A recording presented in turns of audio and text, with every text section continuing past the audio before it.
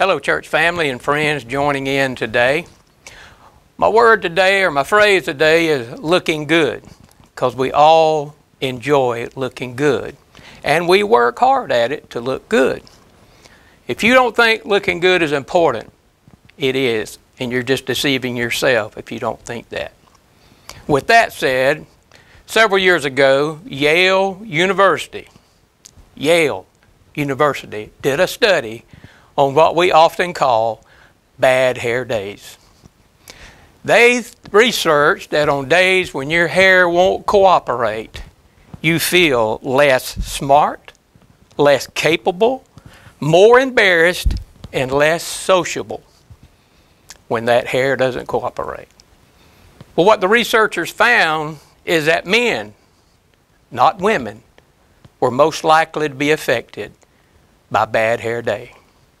Now, men, you notice I don't have any more bad hair days. And if you've been sheltering in and you need a bad hair day haircut, my wife will fix you up. Just call her and she'll give you a haircut and you'll never have a bad hair day again.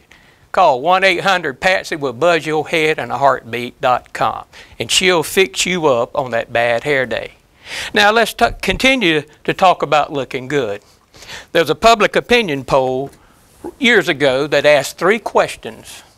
First question was, who's the best looking person in your family?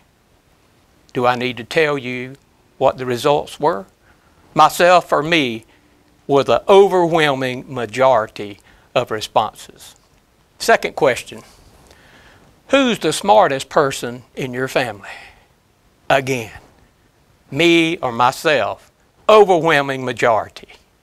Third question, who in your family was most likely to tell a lie? Well, me and myself dropped down to 9 out of 10. So if you're listening to me today, you think you are better looking and smarter and more honest than anybody in your family. Which brings to mind me a group of people in the New Testament called Pharisees, because they wanted to look good in front of people. And they were focused on keeping the commandments of God. That was their life. They were the best people in the land.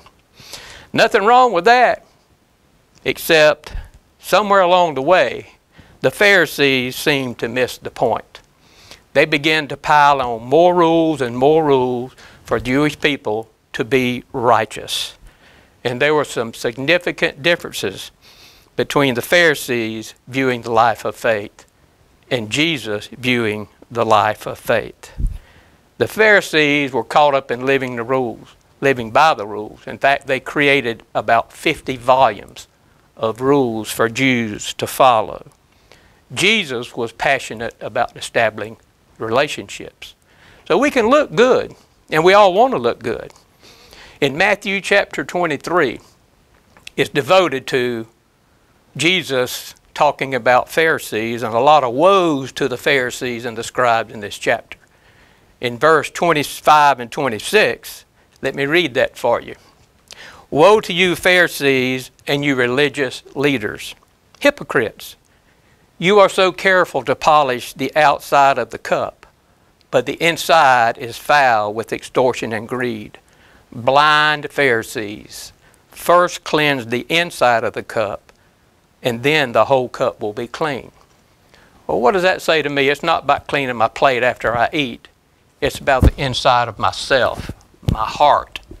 Am I clean on the inside? Am I beautiful on the inside? Am I taking care of the inside as much as I take care of the outside? During this sheltering in time, which we still are if you're my age or older, we have plenty of time to work on the inside. As Jesus says, first clean the inside and the whole cup will be clean. You want to look good. I know you do. We all do. Even if you think you're the best looking and the smartest and the most honest in your family, you can still look good on the inside, and that's a plus. So have your daily contact with God and continue and continue and continue to cleanse your inside. I pray that God bless you and that you have a great day and a great week. We love you.